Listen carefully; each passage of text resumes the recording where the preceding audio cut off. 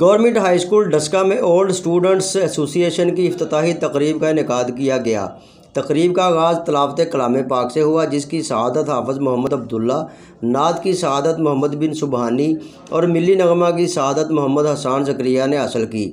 تقریب کے مہمان خصوصی chairman Haleeb group of industry Chaudhry Muhammad Ilyas, engineer Muhammad Aslam Mughal و دیگر تھے، جبکہ پوزیشن ہولڈر طلباء، اساتذہ اور اولڈ اسٹوڈنٹس نے بھرپور شرکت کی۔